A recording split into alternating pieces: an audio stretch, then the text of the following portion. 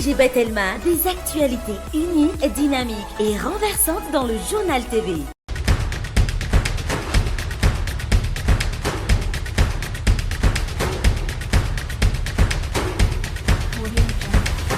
Noltranao ny fampalalam-baovao. INA, plus raffiné que jamais. ITA, huilerie industrielle de Tamata, Isacham Telsuluajiv, vous présente Passez de joyeuses fêtes avec Batimax. Batimax, la qualité au meilleur prix.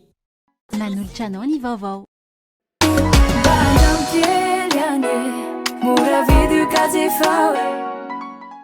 Noltranao ny vaovao.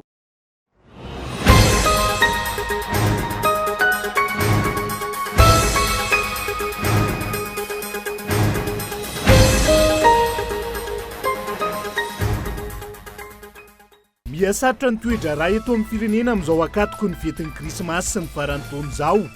Iarahan'ny rehetra mahita fa tsy voafesy tsy voajo intsony ny olana mianjady amin'ny firenena. Ny toe-karena, ny sosialy, ny vidim-piainana, fividianana, diplomasia sy ny maro hafa. Maro ny olana iainan'ny vahoaka ao anatin'ny distrika Ankazoaba amin'izao fotoana. Nandritra ny fandalovan'ny Front National ny antoko malagasy miara-miainga tany an-toerana no nanamafisany.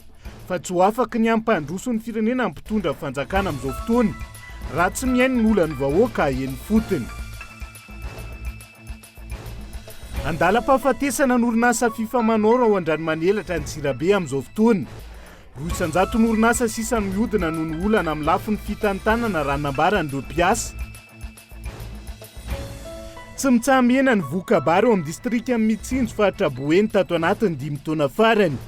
Voatery manafatra ny Mahajanga vokatr' ho famatsiana ireo mponina. Etsy ankilany ny lalana ratsy ka mahatonga ny vidanga ny vidin'ireo entana ilaina amin'ny fiainana andavanandro. Any ivelany notsopahan'ny parlemanta tao Peroa omaly ny volavolan-dalàna avy amin'ny filoham-pirenena vaovao mikasika ny androsona ny fanatanterahana ny fividianana ny toerana. I Peroa izay efa anatin'ny krizy politika lalina amin'izao fotoana ary efa tafiakatra 20 ny maty vokatry ny fitokonana ankehitriny. Miantsy prian'izay.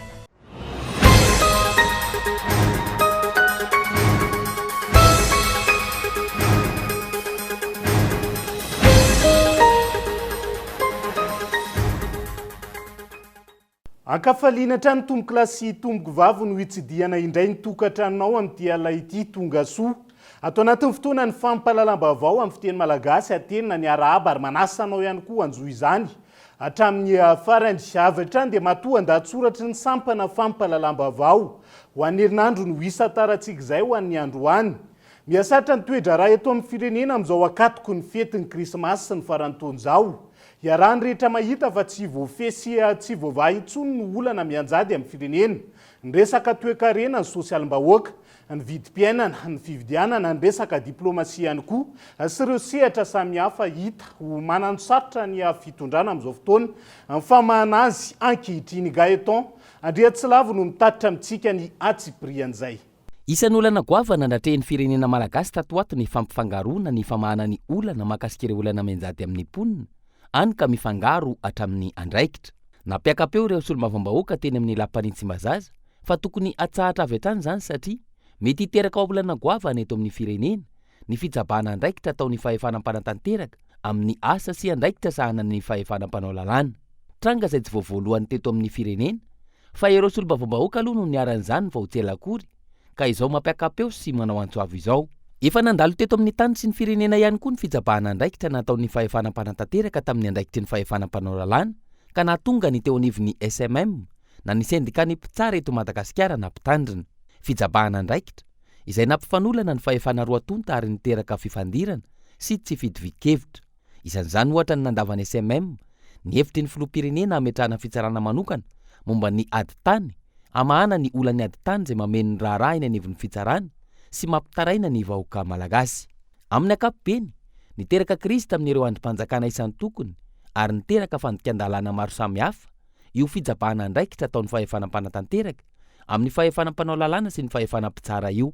Tsy hita intsony ary ny avery ny demokrasia teto amintsika vokatr' izany. Raha avery ny demokrasia, manjaka tokana ireo manana fahefana sy manam-bola miamahazo vana ny kolikoly sy ny fanondranana tsokosoko ireo harem-pirenena. Mazava ho azy fa miafara amin'ny fanakanana ireo teaneo hevitra mikasika izay tsy mety ataon'ny mpitondra eto amin'ny firenena zany ary manome vahana ireo tsy maty manota. Raha misy ny fanehoan-kevitra amin'izay tokony hahitsy sy harenina amin'ny fitantanana ny firenena dia lazaina fa mitady seza na mikasa anakorotana sy apiditra krizy indray. Porofony zany ny zava-nitranga teo amin'ny GEL sy ny Transparency International ny volana Novambra lasa teo raha nanao ampamoaka mikasika ny aya kolikoly goavana amin'ny fanondranana letsia avy eto Madagasikara ireto farany. Na inona ambara ny mponina no mizaka ny tseran'ny aina sy ny fahantrana ateraky ny tsy fahaiza mitantan'ny mpitondra iray eo amin'ny firenena. Ny vahoaka nefa ny manome fahefana azy ireo tamin'ny alalan'ny fifidianana. Raha tiana araka izany ny ampilamina ny toedrara tokony ahay mitindro sy mamaha ireo olana ara-tsosialy sy ara-toekarena iaina ny vahoaka ny mpitondra fa tsy ho variana amina zavatra hafa ka misalotra izay tsy tokony isalorana. Ny songadina tao anatin'izay matoan-dahatsoratra izay fa tsy voafihitsony ny olana maro mianjady amin'ny firenena amin'izao fotoana izao. Olana maro ihany koa no iainan'ny vahoaka ao anatin'ny distrika Nakazoabo.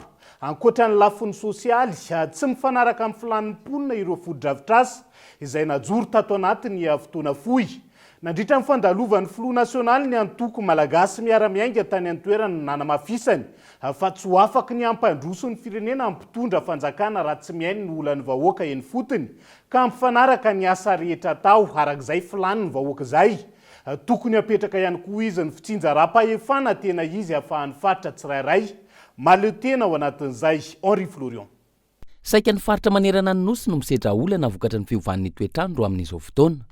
Tafiditra anatin'izany ny distrika Nakazoabo faritra Atsimo andrefana. Vokany miaina anatin'ny fasairanana ireo mponina any an-toerana ankehitriny ary tsy afaka mamokatra sy mamboly vokatry ny tsy fahampiany ny foto-drafitrasa toy ny barazy manondraka ny fambolena. Io ihany koa ny tsy fahampiany ny rotsakorana indrindra ny tsipisian'ny tosika avy amin'ny mpitondra fanjakana ho an'ireo tantsaha mpamokatra. Ireo raha atao bangotokana ny olana fototra izay fantatra nandritra ny fionan'ny filoha nasionaly ny antoko malagasy miara-miainga Ajo Andriananarivelo tamin'ireo mponina avy amin'ny komuna misy sivy mandrafitra ny distrikany Ankazoabo. Velo taraina araka izany ireo mponina ary nanambara ny olan'izy ireo tamin'ny filoha nasionaly ny antoko MMM. Darofany ng'andro raty hayat nanjeky ny hamaintany igny hamaintany baka betiky agny fa ziska mangoky ny fitramonina gn'olony berety fa tsy mipetraka ao berety fa ndomay agny salo Dimitrofonay amin'ny Horombe.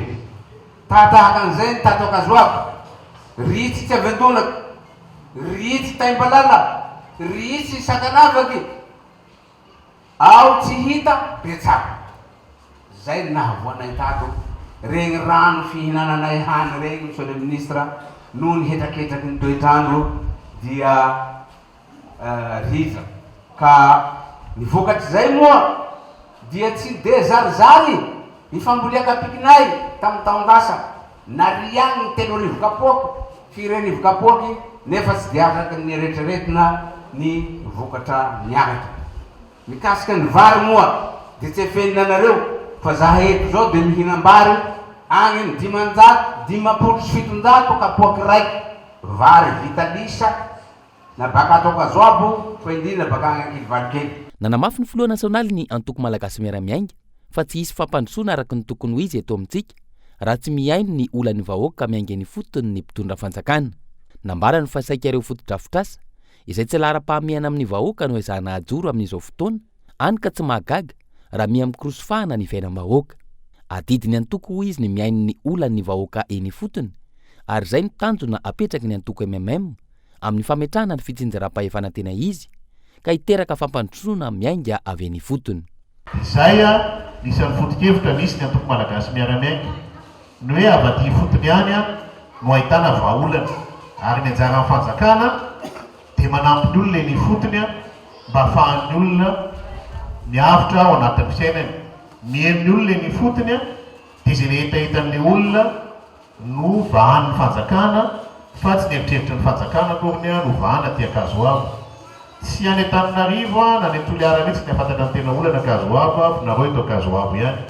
Avaty aminareo zany misy ny vahaolana, avaty aminareo ny sosokevitra ilaina ahafahantsika manova na manatsara ny divaritra ka azo aby tia avatia toliara ihany koa ny lana ny vahaolana sososikevitra mahomby dia manampy ny fanjakana amahan'izay olana izay miaraka. Ankoatra io, isan'ny fangatapana zavanana nitikitika ireo mponina ihany koa ny antony ny alan'ny antoko tsy hanohana intsony ny fitondram-panjakana mijoro ankehitriny.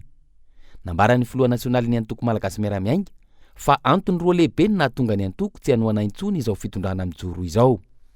Izahay ny antoko dia nanapa-kevitra fa tsy miara-miasa amin'ny fitondrana amin'izao fotoana izao intsony. Antony roa mazava ho azy ny nahatonga an'izay. Izay dia natsapa tao anatin'ny antoko arak'ilay voalaza teo fa tsy tanteraka ilay fitsinjaram-pahefana. Fitsinjaram-pahefana dia davinay ary ny fanarahana dia ny hoe omeo an'ilay olona tsiraray avy ny andraikitra sahaza azy. Na io olona voafidy na io olona voatendry. Zatra faharoa dia resaka fandraharana amin'ny ankapobeny. Betsaka zanakitsika ny tsy anasa. Marina sa tsy marina? Na ampianarina ara dia tsy anasa. Tsy ny fanjakana mamorona asa fa ny mpandrarana mamorona asa. Ny fandrarana mamorona asa. Raha voasakatsakana ny fandrarana dia mazava ho azy tsisy asa tsisy olona mamorona asa eo dia tsy miasa ilay zaza. Na mianatra izy dia tsy miasa.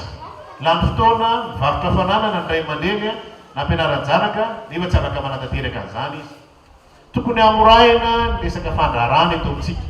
Tokony atao malalaka ary indrindra tokony ho tsapa ny tsirairay avy fa rehefa mba misy malagasy na misy olona tia hampiasa vola eto Madagasikara dia tokony ampiana izy amin'izany satria izy hiteraka asa, hiteraka fotodrafitr'asa mba hoe satsika mba hisy arena miditra amintsika tsirairay avy. Naharitra ora maromaro ny fifanakaloza-kevitra teo amin'ireo vahoaka sy ny filoha nasionaly ny antoko malagasy miaramiainga nandritra ity fotoana ity. Samy resy lahatra avokoa ny rehetra fa raha mipetraka araka ny tokony ho izy ny fanomezana fahefana ireo tompon'andraikitra isan'ny tokony miainga eny fotony ary miaino ny olany vahoaka miainga eny anivon'ny fokotany sy ny komuna ary ny distrika ny mpitondra fanjakana. Isy ako ny goavana eo amin'ny fiainam-bahoaka sy ny fiainam-pirenena avokoa ny asa rehetra atao raha miaino ny vahoaka eny fotony ny fanjakana. Fandalam-pahafatesana ny orinasa fifamanoro eo Andranomanelatra Antsirabe amin'izao fotoana izao. Ity orinasa ity izay 20 taona nisehatra teo amin'ny lafiny fambolena sy ny fiompiana ary isana namibetsaka ireo tantsaha tao vakina karatra hatramin'izay ka hatramin'izao. Ankehitriny 200 ny orinasa sisa no mihodina raha ny fanadihadinana tao. Antony ny olana eo amin'ny lafiny fitantanana raha nambaran'ireo mpiasa izay efa enim-bolana amin'izao fotoana izao tsy nandraika rama. Kolo Antsirabe no mitatitra amintsika ny Antsiprian'izay. Anisan'ny teraka resabe teny anivon'ny tabajotra serasera sy teto amin'ny fatry vakina karatra ny mahakasika ny orinasa fifamanoro eto Andranomanelatra Antsirabe. Tojolana tanteraka amin'izao fotoana izao ity orinasa ity izay misehatra amin'ny fambolena sy ny fiompiana ary anisan'ireo orinasa sangany teto amin'ny fatry vakina karatra nandritra ny 20 taona. Nandritra fidinina ifotony izay nataonay mpanao gazety teny an-toerana dia nandany tsy handrayanay avy hatrany aloha ireo tompon'andraikitra amin'ny fitantanana ny orinasa fa ireo mpiasa no nanaiky ny fampiresaka mahakasika ireo olana sedrain'izy ireo amin'izao fotoana izao. Antony lehibe anisan'ny mampikorosofahan' ity orinasa ity raha nambara solon-tenan'ireo mpiasa dia ny lafiny fitantanana izay nanomboka ny taona 2024 ka hatramin'izao taona 2022 izao. Efa hitantsika amin'ny tambajotra zany ny olana fa manamaha fotsiny zany zay eto hoe tena marina le izy. 2019 zany dia tena hita hoe tena makany andavaka izay ary efa nanao atsoavo ho azy zay efa ala fanenina zany zay dia miandry izay gadonany eto fotsiny sisa. Io zany misy oam-pitenenan'ny olona teo aloha hoe raha mivaralila ny bokotra akanjonao ambony dia tonga any ambany ihany io zany dia mivaralila.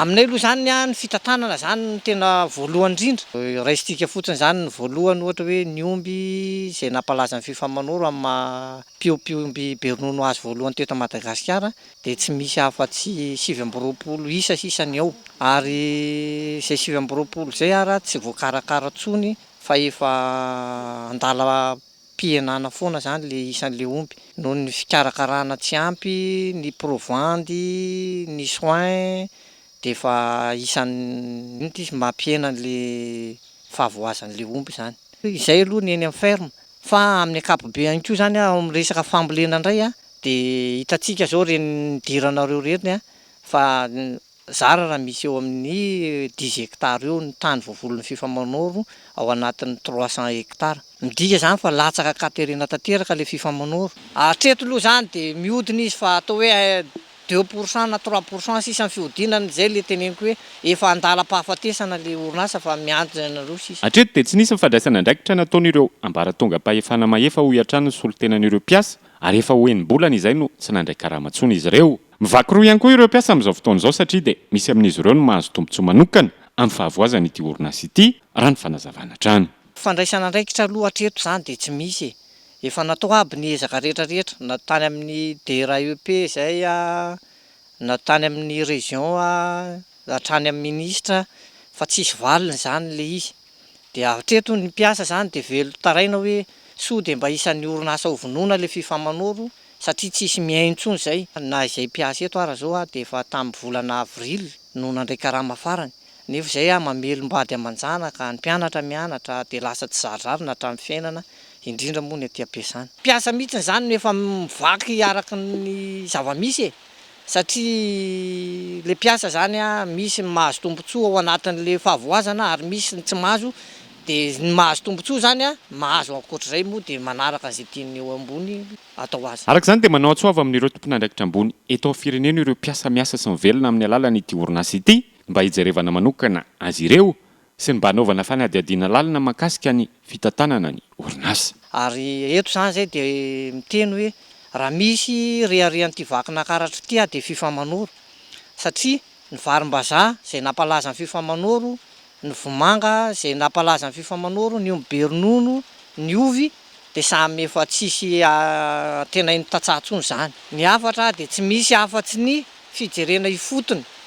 Misy olona manadiady eto ny avy any amin'ny ministera mijery fotony ity orinasa ity fa raha mbola mihinana ambolony zany izay tatitra tonga any dia tsy andeha naovinana zany le fifamanoro.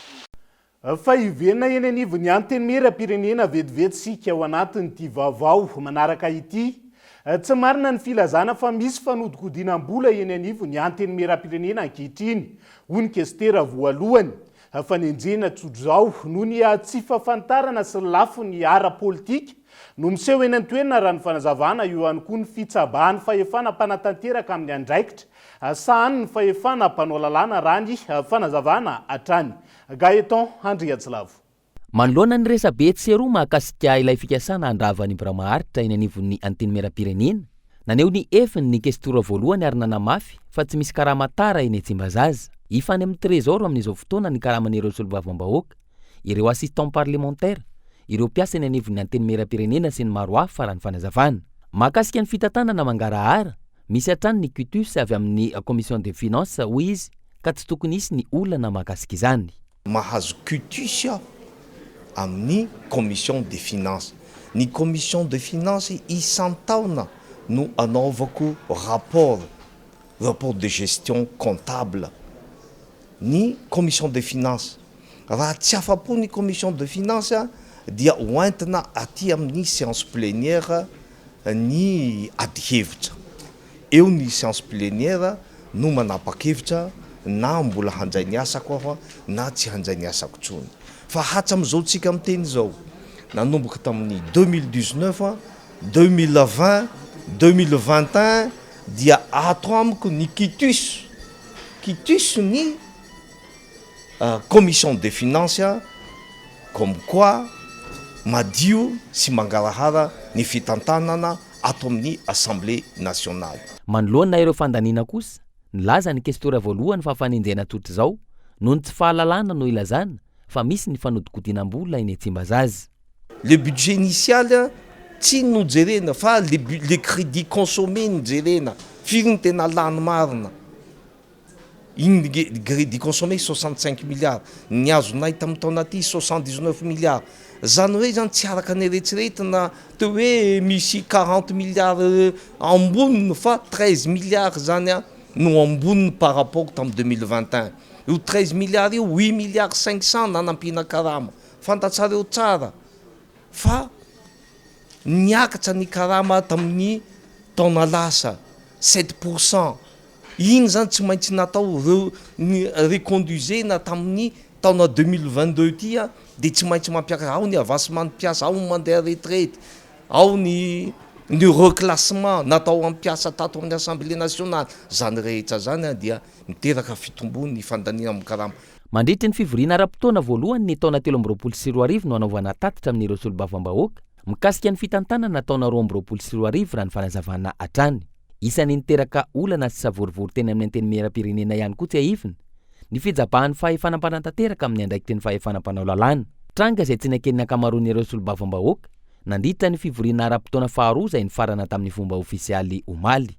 Andrasana ny mety ho toy ny raharaha ary andrasana ihany koa na isy ny fivoriana tsy ara-potoana mahakasika io fitantanana sy fanesorana ny birao maharitra io eny anivon'ny anteny miera-pirenena na tsy.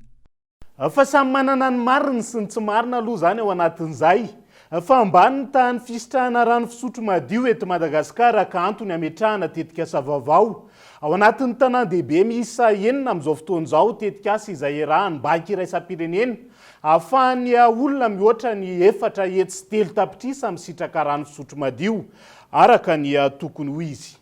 Araky ny tatitry ny banky iraisam-pirenena, ny 12 isanjato ny mponina miisa 3.2 tapitrisa eto Antananarivo no tsy misitraka rano fisotro madio, raha toa ka 1.10 isanjato izany ao Mahajanga ary 9.10 isanjato kosa ny Toliara. Manoloana ny fitombon'ny mponina ankehitriny, tsy ampy ny famatsiana rano, indrindra amin'ireo tanan-dehibe raha nambaran'ireo tompon'andraikitra. Isan'ny antony voalohany amin'izany ny tsy fampiny ny foto-drafitrasa, ny fahateran'ny fitaovam-pitaterana rano ary ny olana eo amin'ny lafin'ny fitantanana.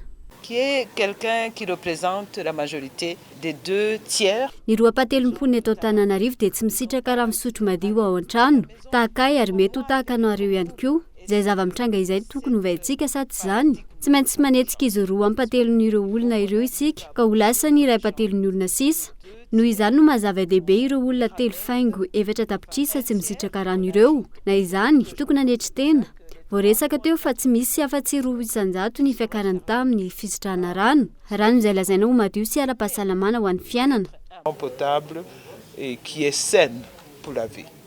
Ankoatra ireo fikambanana hafa isitraka ity tetikasa ity, tafiditra anatin'izany ihany koa ny Zirama, ity faran'izay misedra olana ihany koa amin'ny famatsiana rano ho an'ny mponina. Comme vous le savez, c'est dans la juridiction de Girama. Il n'y a pas besoin de vous rappeler comment Girama fonctionne. Araka nefa fantatrareo dia ao anatin'ny fitantanan'ny Jirama izany. Tsy ilainy intsony ny mampatsiahy anareo momba izany sy ny fomba fiasan'ny Jirama. Miaina atao Antananarivo tahaka anareo ao ary fantatro ny fahafahamanao ny orinasa. Araka izany, izay efa voalazako teo aloha, io famatsim-bolo io dia tsy maimam-poana ho an'ny Jirama. Tsy maintsy maneho ny Jirama fa mahomby ary isan'ny teboka iasantsika izany. Miasa amin'ny sehatry ny angovo izahay ary eo amin'ny sehatry ny rano ihany koa. Araka izany dia zava-dehibe ny fanatanterahana izany. Question d'eau à Madagascar, parfois c'est une question de trop d'eau ou peu d'eau.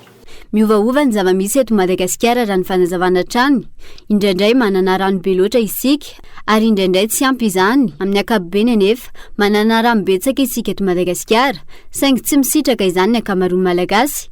Tanjona napetraka araka izany ny fampitombona ny tetikasa sy ny fanatanterahana ireo paikady napetraka fa ny malagasy misitraka rano fisotro madio araka ny tokony ho izy. Anovizatsika ny fampalalam-baovao amin'ity ala ity dia tokony hamafisina ny fakakevitra amin'ny vahoaka hono teo anivony OIT na ny Organisation Internationale du Travail mialoha ny andraisan'ny fanjakana fanapahan-kevitra samihafa. Tsy fahampian'izay izay isan'ny mitondra makany amin'ny disadisa-piarahamonina amin'ny endriny maro. Tsy mampisy fitoniana ary mahatonga ny famoronana asa ho marisarisa. Eto amin'ny tany sy ny firenena ihany koa raha ny zava-misy amin'izao fotoan'izao. Olona saina no mitatitra ny Antsiprieny makasika izay. Sahirana amin'ny fanatanterahana tetikasa ny fanjakana, manoloana tsy fampinana tsy visian'ny dialogue social mialoha hoy ny anivon'ny OIT na ny Organisation Internationale du Travail. Vokatr'io, tsy mahafantatra ny tiana tongavana na ny tokony ataony vahoaka ka mahatonga ny disadisa-piarahamonina. I Madagasikara, izay manana tombony raha miatra araka ny tokony ho izy roy misy eo amin'ny mpitondra sy ny entiny io raha ny fanazavana.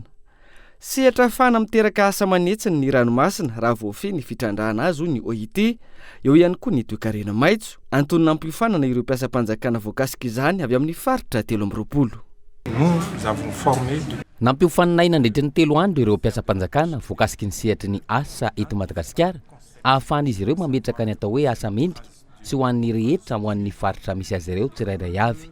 No alalinina manokana ny toe-karena manga, ny toe-karena maitso, fa indrindra ny tokony ampiaran'izy ireo hatrany ny fifampiresahana sy ny fakan-kevitra amin'ireo vahoaka izay voakasiky ny asa ho tanterahana. Faiza manaonay ary voizin'ny OIT hatrany fa ilaina ny fifampiresahana raha tiana ny siny filaminana sy izorana makany amin'ny fampiroboroboana ny asa mendrika eto amin'izay sehatry ny toe-karena manga sy ny toe-karena maitso izay. De transition juste. Tokony atao laharam-pahamena ny fifehezana ny faridranomasina raha ny fanazavana ahafahana miaro ireo arena anaty rano. Ny tranga amin'izao izay manome vahana ary mampanano ny fisindro samby vahiny manjono antsokosoko maka izay tiana ka ireo mpanjono malagasy indray ny tompony mangatakatiny amin'ny areny. Ny toe-karena manga izay ahafahana manome asa mendrika ho an'olona maro ny Organisation Internationale du Travail raha voafehy. Manambahiny ny sampana fampalalam-baovao amin'ity ala ity dia tsy iza fandriamatoa Soavandria Martafika izay mpapakateny ny CENI mazava ho azy fa mahakasika ny fanomanana ny fividianana sy indrindra moa zany fa ny resaka refonte de la liste électorale no isan'ny horesadresahana amin'ity ala ity miarabanao tonga soa ato anatiny fampalalam-baovao amin'ity ala ity. Ao anatin'izay resaka fanavaozana tanteraka listim-pividianan'izay aiza ho aiza sika amin'izao fotoan'izao raha oharina amin'ny fanambina petraka tany am-pandohana mahakasika ny asa rehetra momba io. Miarabanao namana Ivry Richard ary miaraba ihany koa ny mpanaraka ny fahitalavitra Kolo TV amin'izao takariva izao.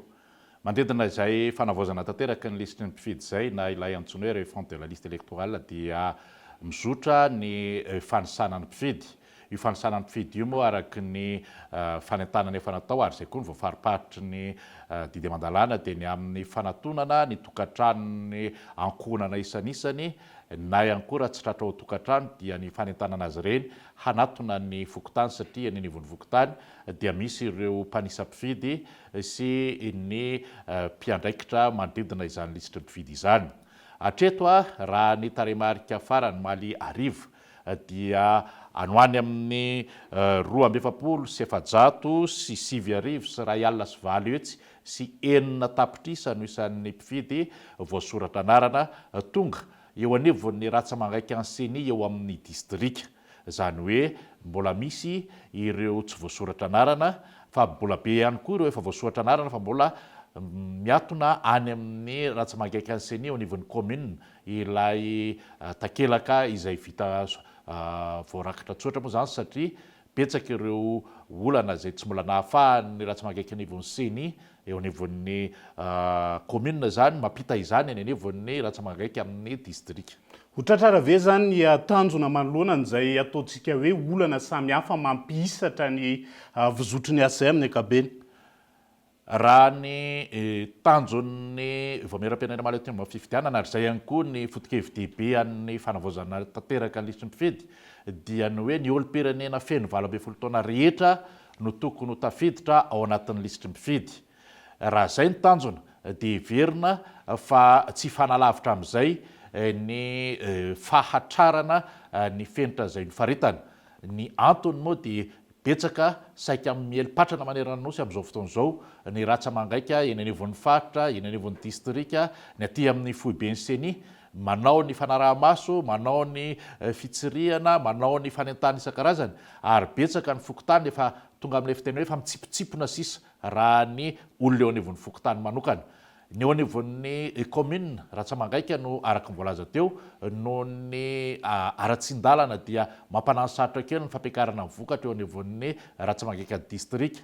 Etsakilany misy ihany koa ireo mpiasa mifamezivezy manerana ny nosy na mpivary mandeha eo na ny olona izay mifindra miala eo amin'ny toeram-ponenany mahazatra ka mifindra amina tanan-dehibe mandranto fianarana na tady ravinahitra fa eo ihany koa izay betsaka le olona miazakazaka mamonjy reny toerana izay fitrandrahana reny ankebon'ny tany hoe kariera vako ny fitenenana any amin'ny faritry Moromaniano ohatra akaikina manelanelana ny manandrina amin'ny ambady finandrahana eo dia betsaka amponina no miroboka ao anatin'izay. Reny rehetraretreny dia tsy maintsy ezahana ny isin'ny fanentanana sy ny fomba ahafahana mahazo izay fisoratana anaran'izay ary amin'izao faraparan'ny taona izao heverina fa betsaka amin'ireo nialan'ny tanàna misy azy no hiverina eo na mpianatra io na mpiasa dia ho an'ireo tsy mbola nisoratra any amin'ny fokotany izay mety misy azy any amin'ny tanan-dehibe ka mbola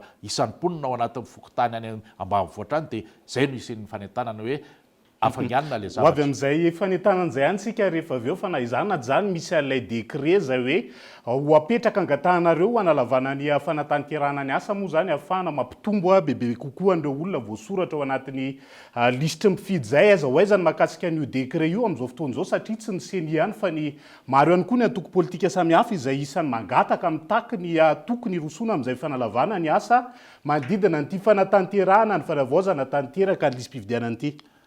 Raha ny fanerena iseny dia tokony ho nivoaka tamin'ny terinandro ity izy io nefa moa ny fitondram-panjakana ihany koa manana ny atao hoe laharam-pahamehana ao anatin'ny vanim-potoana anankiray ka iverina fa amin'ny herinandro ambony io dia tokony hivoaka izay ilay fanalavana ny fiam-potoana anaovana ny fanisana moa dia tokony farana amin'ny faran'ity volana desambra ity ny antony angatahana izay fanalavana izay nisy ireo faritany telo Tuliary Mahajanga ary Tomasana efa taty amin'ny faraparan'ny volana oktobra vao afaka nanomboka sasany ary taty amin'ny fiandohandohan'ny volana novambra dikan'izay zany tokony hitovy lenta ny faritany rehetra eo amin'ny fotoana izay ahafahana miatrika izay zay ny tena antony lehibe fa ny antony hafa moa reny hoe le mpifidy izay mielipatrana mandehandeha tsy mijanona amin'ny toerana anankiray mora hikarohana fomba anisana azy izy ireny amin'ny fanentanana isan-karazany. Mety hoe mangataka hatramin'ny firy andro nareo anatin'izay fanalavana izay ahafahana manatanteraka ny asa araka ny tokony ho izy.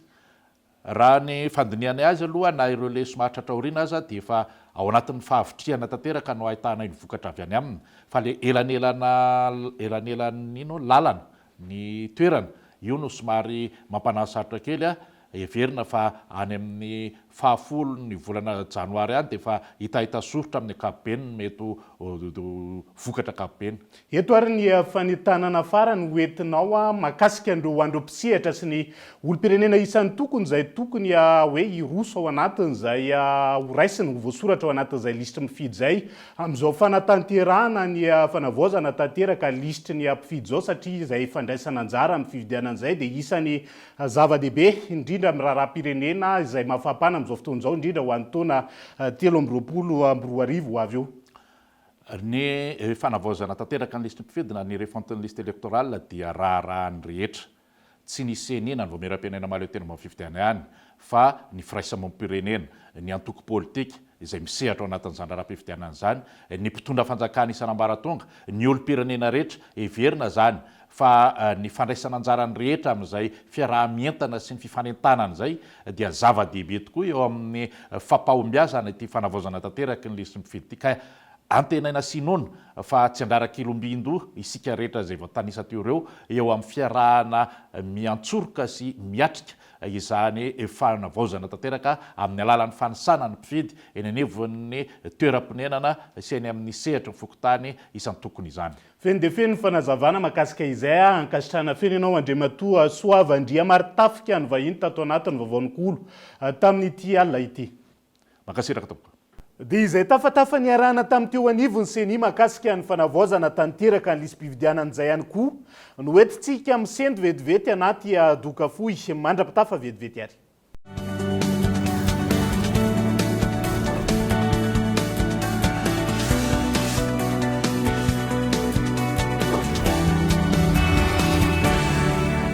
Père Noël. Dada Benoël. Ah, Père Noël. Plan épargne de retraite vaovao amin'ny Société Générale ho an'ny rehetra tsotra kokoa mifanaraka amin'ny fahefanao ny tena goavana cagnotte lehibe 40 millions ariary no ifampisarana hatramin'ny raika amin'ny 30 janoary mametra 100 000 ariary no mihoatra dia mandresanjara amin'ny fisarihana ka mety ampitombony avy roe ny petrabola nataonao ny 24 décembre sy 3 févroary ny fisarihana. Tosaitra Père Noël. C'est vous l'avenir. Société Générale Madagascar. Ina dia vita amin'ny soja voafantina mba hampatsiro ireo karazan-tsakafo karakarainao. Ny menaka Ina dia ahitana oméga 3 sy oméga 6 ary ara-pahasalamana no notrikaina entin'ny soja. Ina ilay menaka manome tsirony nahandronao isan'andro.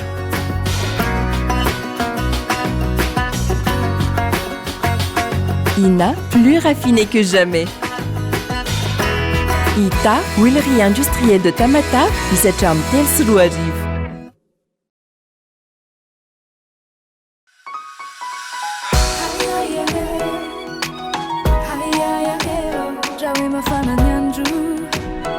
koe mangatsik na maraina na arivana atoandro le teno tsara hoantsika te anala etaeta zava-pisotro tsara be le te ihany laiza maiza toerandany anao misy azy foana mba andramokely ane mora vidy io kazy efa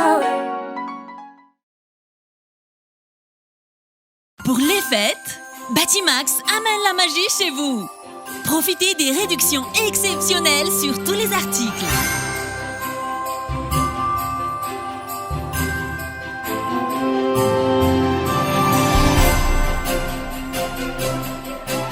Offre valable jusqu'au 15 janvier. Passez de joyeuses fêtes avec Batimax. Batimax, la qualité au meilleur prix. Donc Père Noël Dada Benueli Père Noël plan épargne de retraite vaovao any Société Générale ho an'ny rehetra tsotra kokoa mifanaraka amin'ny fahefanao ny tena goavana cagnotte lehibe 40 millions ariary no ifampisarana hatramin'iraika amin'ny 3 janoary mametra 100 000 ariary no mihoatra dia manitra isanjara amin'ny fisarihana ka mety ampitombony avy roa eny mipetrabola nataonao ny 13 décembre sy 3 févroary ny fisarihana C'est ça Père Noël c'est vous l'avenir Société Générale Madagascar.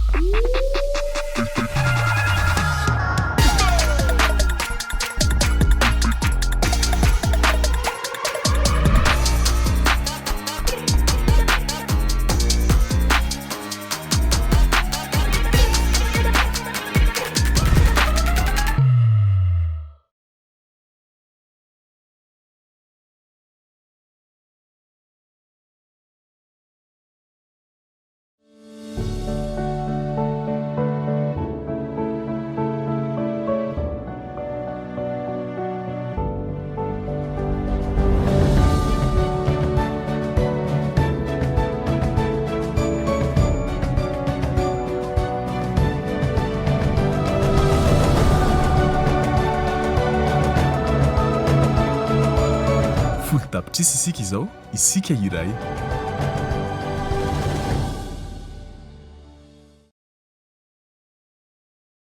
Donc Père Noël Dada Benueli Père Noël plan épargne de retraite vaovao any Société Générale ho an'ny rehetra tsotra kokoa mifanaraka amin'ny fahefanao ny tena goavana cagnotte lehibe 40 millions ariary no ifampisarana hatramin'iraika amin'ny 3 janoary mametra 100 000 ariary no mihoatra dia manitra isanjara amin'ny fisarihana ka mety ampitombony avy roa eny mipetrabola nataonao ny 13 décembre sy 3 févroary ny fisarihana C'est ça Père Noël c'est vous l'avenir Société Générale Madagascar.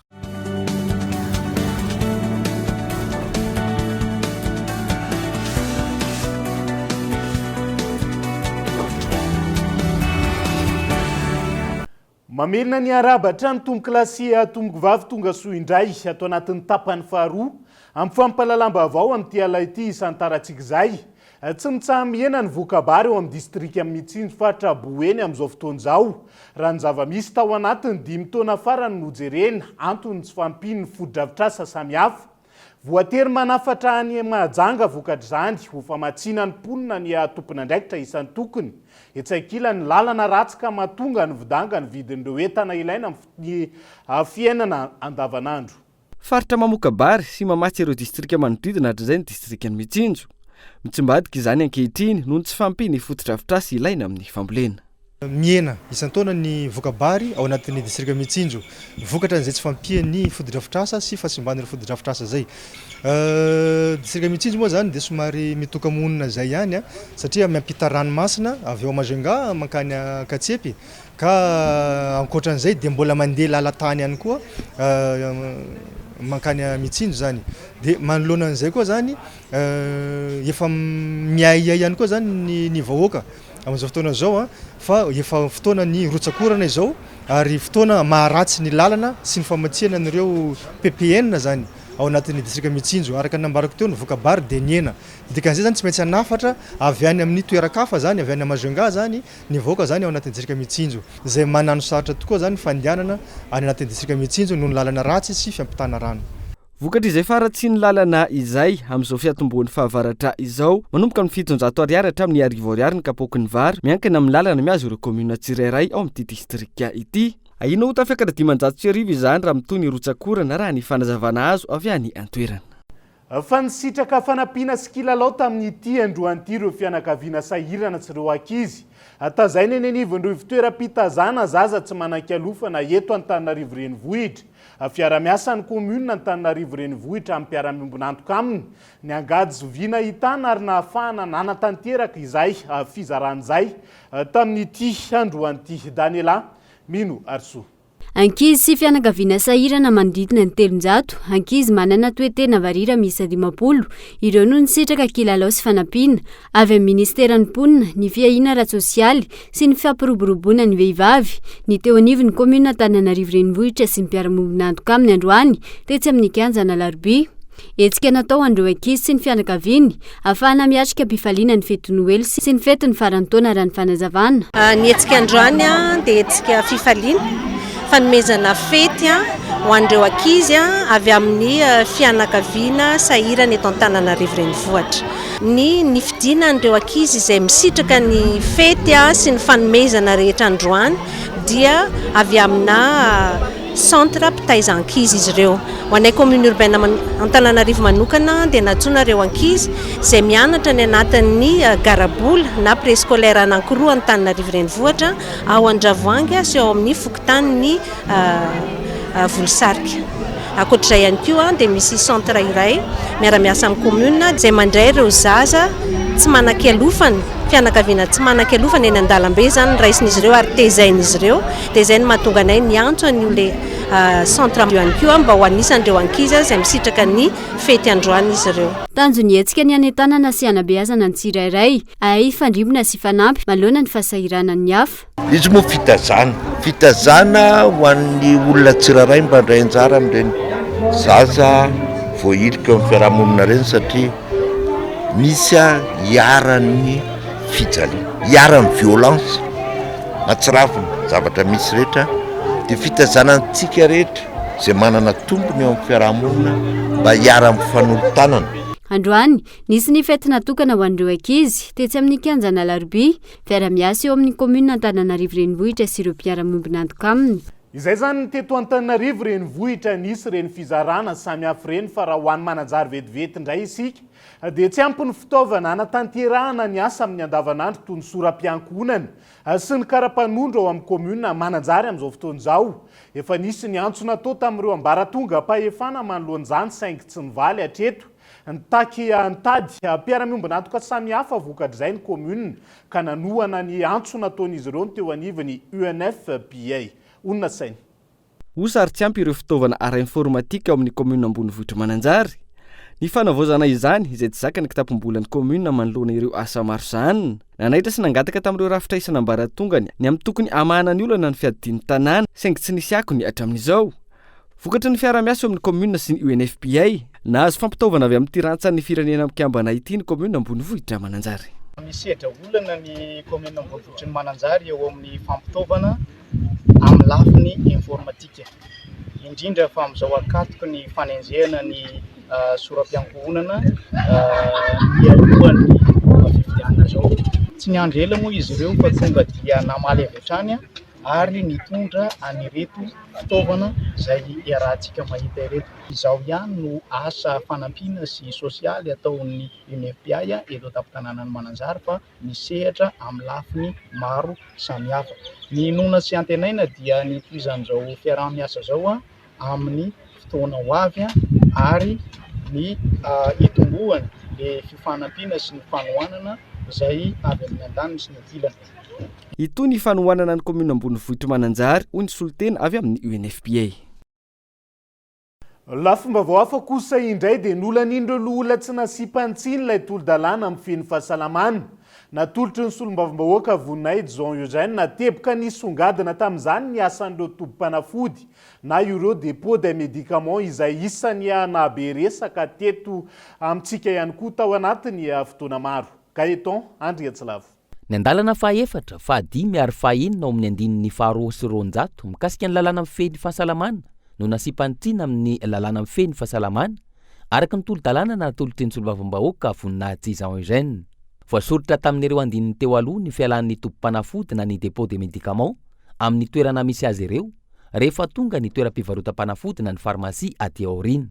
Voarakitra ho ihany koa fa miala 10 kilometatra misy ny toeram-pivarotana fanafody ny tompom-panafody.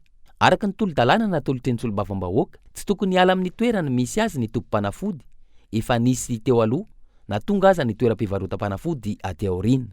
Amin'ireo toerana efa ahitana fivarotam-panafody kosa tsy azo atao ny manangana tompom-panafody 10 kilometatra manodidina izany. Ireo teboka ireo no niompana ny ady-hevitra teny amin'ny lapa maitso taorian'ny fifandresen-dahatra nolanin'ny loholona tonga ny vory teo amin'ny lapa Anosikely tsy nasipantsiana ity tolo-dalàna ity raha toka loholona iray no nitsipaka izany. Hita fa tsapan'ireo antenimiran-doholona ireo sénateur ny fahasalamam-bahoaka ho tena goavana indrindra ny dépôt de médicaments sy ny tompom-panafody any anivon'ny faritra izay tena misehatra ny amin'ny famonjena ny ainan'ny vahoaka amin'ny tolotra izay omen'ireo tompom-panafody ireo ny vahoaka malagasy ary dia tsapany zareo fa ilaina izany ary dia nolaniny tsy nasipantsiana toy ny izay atao hoe efa nitanterahanyireo teny anivon'ny antenimiram-pirenena ihany izay efa nandany azy ihany koa tamin'ny salanisa ambony dia ambony 7 isanjato. Tsy aivina efa noloaniny solombavambahoaka tamin'ny salanisa 7 isanjato ity tolo-dalàna ity nandritra ny fivoriana ara-potoana faharoa ny parlemanta tamin'ny taondasa. Efa nandalo teny amin'ny antenimiran-doholona ihany koa ity tolo-dalàna ity nandritra ny fivoriana ara-potoana voalohany natrehan'izy ireo tamin'ity taona ity saingy naemitra ny fandiniana izany ary izao nolanin'izy ireo tsy nasipantsiana izao. Fa mila tohana amin'ny lafiny maro ireo tanora manana tetikasa momba ny fametrahana ny fandriam-pahalemana amin'izao fotoana izao raha ny fanazavana netiny teo anivony amin'ny sisy tatao. Ilaina ihany koa ny fanamafisana orona ny paikady entin'ireo tanora ho tonga mpanetana mahakasika ny fandriam-pahalemana ary takiana ny aneken'ny tompona ndraiky mpanjakana sy ny fankatoavany fiarahamonina azy ireo ao anatin'izay fametrahana ny paikady isan-tsokajiny ho fametrahana ny fandriam-pahalemana maharitra eto amin'ny tany sy ny firenena izay. Mahery ny iray alina amin'izao fotoana ireo tanora misehatra amin'ny fametrahana fandriam-pahalemana maharitra amin'ny faritra maro eto Madagasikara izay tafiditra anatin'ny fanatanterahana ny tetikasa OBS Mada na ny Observatoire des jeunes citoyens engagés pour une gouvernance plus inclusive, efficace et apaisée. Ilaina ny fampifandraisana ireo tanora ireo hiara-iasa sy fandraikaiky amin'ireo manam-pahefana eo amin'izay fanatsarana ny fandriam-pahalemana sy ny fampananana asa ny tanora izay. Toko hoe zavatra tsy mora ny nampifandray zany andreo tanora ireo amin'ny manam-pahefana maro eo anivon'ny faritra fa araka ny fijoroana vavolobentsika enontsika teo dia tena lasa ohatrany hoe misokatra amin'ny tanora zany zao ireo tokony andraikitra eo anivon'ireo faritra telo amby roapolo ireo ary manokatra varavarana mba ahafahany mampiditra ny tanora mifandraisana andraikitra bebe koa eo anivon'ny faritra misehatra maro mihitsy fa indrindrandrindra moa zany eo amin'ny sehatra anakana ny natsarana ny fandriam-pahalemana mba tsisy korotana eo anivon'ireo faritra maro ary ihany koa amin'ny sehatra fampanahana asan'ny tanora. Maro araka izany ireo tombotsoa ho an'ny tanora sy ny mponina amin'ny hohetsika io antony tokony hanaovana izany ho laharam-pameana. Ny tombony voalohany dia le fahatsapany hoe tokony andraikitra feno amin'ny ankehitrio ity firenentsika ity izy ary tokony andraikitra feno amin'ny fanoratana sy ny ataoko hoe fanisiana sara amin'ny hoavy. Rehefa avy eo indray zany misy tombony maro manaraka an'izay satria ao anatin'ilay fomba fiasa mazava ho azy dia misitraka fampiofanana izy zany amin'ny fomba fanatanterahana sy fandraisana andraikitra ary izay fampiofanana izay matetika tsy mbola azo mihitsy teo anivon'ny sekoly na teo misehatra fampianarana izay natao ary amby ireo sehatra izay ataoko hoe miainga avy amin'ilay fitsiriana mety hitarika disadisa dia misy ihany koa ny fiaraha-miasa zany amin'ireo tompona andraikitra sy ireo mpiatsetra maro dia mbola mahazo fampiofanana ihany koa izy zany ahafahany ray andraikitra amin'izay setra izay. No tanterahana nandritry ny 2 andro ny atrikasa momba ny fandriampahalemana sy fampananana asan'ny tanora niarana tamin'ny firaisamonim-pirenena. Novo izy natao anatin'izany ny fitadiavam-baolana eo amin'ny fandriampahalemana eto an-toerana sy ny fampananana asa ireo tanora, indrindra ireo navita fianarana sy fiofanana arak'asa amin'ny sehatra maro samihafa. Fa ho fanampiana sy ho fandraisana an-tanan'ireo vehivavy niara ny herisetra isan'ny fampianarana sy fampiofanana atolotra azy ireo amin'izao fotoana izao ahafahany tsirairay manana asa fivelomana maritra sy mampivoatra ny fiainana ao anatin'io. Ny herisetra izay tsy mijanona amin'ny ara-batana fotsiny ihany raha ny zava-misy ankehitriny fa hita mihitatra amin'ny lafiny maro ihany koa. Ny tsy fisian'ny fifandeferana eo amin'ny andaniny sy ny ankilany, tsy fanomezana sehatra ny vehivavy eo amin'ny fandraisana fanapahan-kevitra, ny tsy fihainoana sy ny maro hafa, ireo amin'ny ankapobeny no isan'ny mamparefy ny malagasy raha ny mira lenta aloha resahana. Vokany mivadika ho herisetra amin'ny lafy maro izany eo anivon'ny fiarahamonina. Manoloana ireo, nisy ny atrikasa no karakaraina manokana ho an'ireo vehivavy niara ny herisetra. Tanjona amin'izany idiran'izy ireo an-tsehatra amin'ny tontolo ny fandraharahana, ahafahany mampivoatra ny fiainany. Betsaka zany no vehivavy no eo amin'ny sehatra informel angamba amin'ny filazantsika anazy. Betsaka ny vehivavy mandraraha fa mijanona eo amin'ny secteur informel zany no vehivavy. Ka izay indrindra zany no aletanana trano ny vehivavy koa zany mba hiditra ao anatin'ny secteur formel. Marina fa hoe misy koa zany ny olana marobe rehefa miditra ao anatin'ny secteur formel izy nefa raha te hampitombo ihany koa ny fandrarahana izy dia zava-dehibe loatra zany ny dirana ao anatin'ny secteur formel.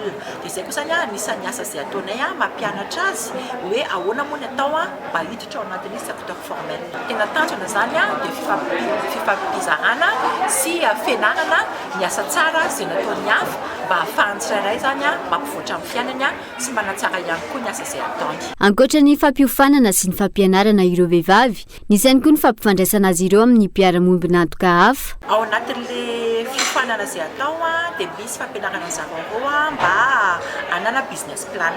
Mety hoe tsy ho ampy ny vola izay hoentinay fa ao anatin'le fiofanana koa dia misy sehatra ahafahanay mampifandray anareo vehivavy ireo amin'ny mpiara-mombon'antoka maro samihafa. Izany hoe rehefa manana ilay fitaovana izy ilay business plan zany dia iny présenteny atolotra ny mpiara-mombon'antoka maro samihafa mba ahafahan'ny mpandraraha rehetra zany ao an-tanàna indraindray koa ny commune manampy dia izay zany tena hoe karakara mihitsy fionandry zareo miaraka amin'ny mpiara-mombon'antoka dia eo zany izy dia afaka ihany koa mivarotra n'ilay business plan. Tsy nivony ihany no heverina ho herisetra, eo ihany koa ny herisetra ara-pivelomana na ara-toe-karena, ny herisetra ara-nofo, ny herisetra ara-tsaina na ara-psikolojika, ary ny herisetra ara-batana izay mateti-pitranga tatoato, indrindra fa ny ao an-tokantrano. Fa tamin'ity androany ity ihany koa ny voatondro ankalazana tamin'ny fomba ofisialy. Ny andro iraisam-pirenena ho an'olona manana fahasembanana ho an'ny komuna mba vahatokana. Hetsika maro sy fampirantiana ireo asa vita ny fikambanana olona manana fahasembanana no nandravaka ny tontolo andro. Ireo manana fahasembanana izay manapirofo tamin'ity androany ity, fa afaka manatanteraka ireo asa sy fihetsika rehetra eny anivon'ny fiarahamonina. Ton'olon-drehetra ihany koa izy ireo fa tsy voatery ho vesatra. Ao anatin'izay Gaeton Andriatsilavo.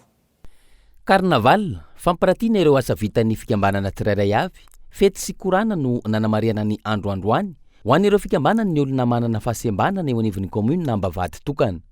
Etsika izay tafiditra anatin'ny fankalazana ny 3 Desambra, andro iraisam-pirenena ho an'ny olona manana fahasembanana. Nantsoina ary nanatrika ny etsika androany avokoa ireo komuna 7 hafa manodidina. Itosy mba vady tokana, izay ny mba vady tokana no mitarika anay mitarika an'izy ity miaraka amin'ny APHL. Dia mba vady tokana Itosy fiombonana Akadimanga, Bemasoandro dia Andranona Ohatra, Ampitatafika. Ireo zany izay no miara-mankalaza amin'ity androany ity. Dia isaorana mihitsy zany ny komuna rehetra niara-mientana aminay amin'izao fankalazana izao. Anisan'ny fanentanana ataonay moa zany no hoe ataonay APHL no hoe manentana ny komuna rehetra mba handray an-tanana ny olona manana fahasembanana ao amin'ny faritra iadidiny. Dia izay antony anasanay andreo komuna namana manodidin'ireo amin'ity fankalazana androany ity. Dia isaorana eram-poeran-tsaina izy ireo satria nanaiky amin'ny mpitiavana ary toa dia resy lahatra ny hoe ao ary fa hiaraka hetsika aminareo koa izahay. Isan'ny adisisika atrehan'ny fikambanan'ny olona manana fahasembanana atra izay ka hatramin'izao ny fampiatiana. Izany hoe fampandraisana anjara ireo manana fahasembanana amin'ny asa sy fampandroana rehetra eny anivon'ny fiarahamonina. Isan'ny lalana ahafahana mizotra amin'izany ny fanampiana sy ny fanentanana ireo manana fahasembanana hiditra anaty fikambanana. Dia eto zao misy tetikasa anankiray antsoina hoe Vohizo Analamanga, iarahanay amin'ny CBM Global izy io dia izahay ONG Merci manao tantsoroka ny fikambanana ny olona manana fahasembanana eny fotony. Manao izay ampijoro ampivondrona ireo fikambanana ireo isaky ny commune izay esanay dia anisan'izany ny commune Ambavady Tokana, ny Akadimanga, aty Faritra Itosy dia eo ihany koa any amin'ny district Navaradrano sy Atsimon-drano misy ny Andoharamfotsy, Ambohijanaka, Sabotsinamehana, Ambohidratrimo dia ny Talatamaty sy ny Ambobao Antehiroka, commune Antehiroka, dia misy ihany koa ny any Akadikely Ilafy dia ny Ambomangakely. Ao anatin'ireo commune ireo zany dia ezahanay no manamora ny fijoroan'ny fikambanana ny olona manana fahasembanana mba hivondrona na ho ady sisika zany. Tafiditra anatin'ny hetsika fampiatiana ny fampandraisana anjara ireo manana fahasembanana amin'ny asa sy fialamboly isan-karazana eny amin'ny fiarahamonina. Androany nanao 5 rindra ireo manana fahasembanana ara-pahitana, ara-batana sy ireo tsy manana fahasembanana. Naseho teto fa manana fahafahana amin'izany izy ireo raha tsy laza afa-tsy ny dihy. Nanaitra ny maro no nahita ireo manana fahasembanana ara-pahitana tao anatin'izay dihy mirindra izay.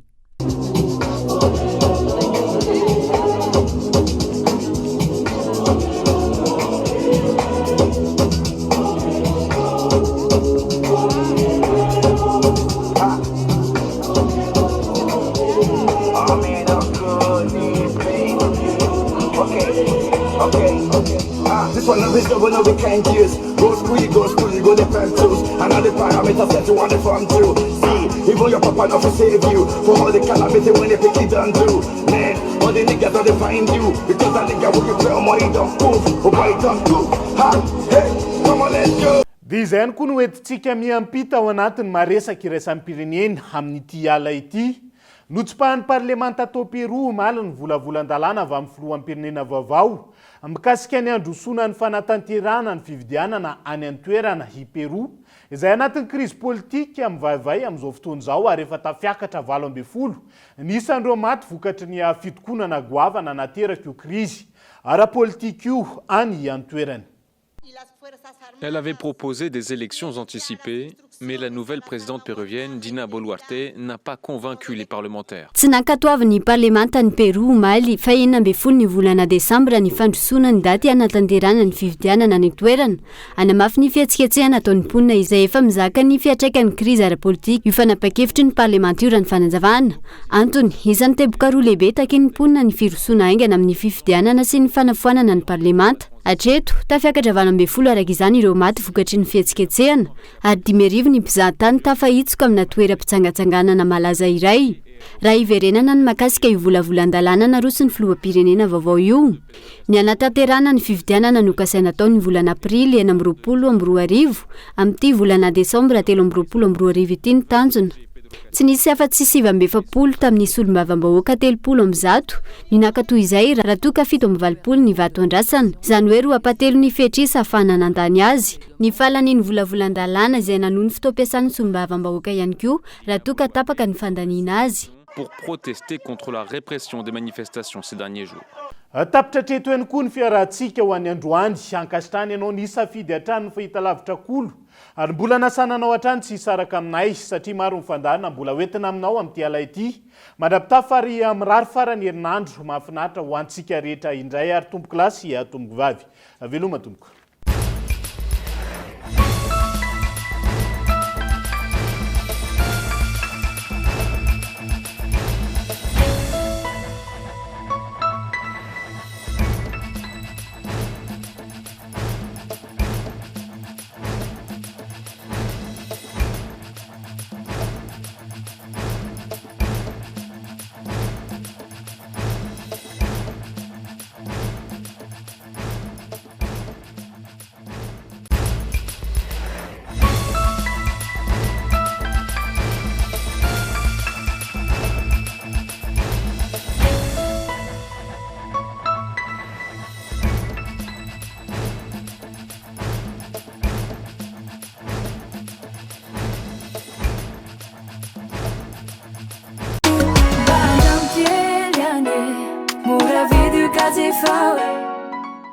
Vous a présenté Nivavo.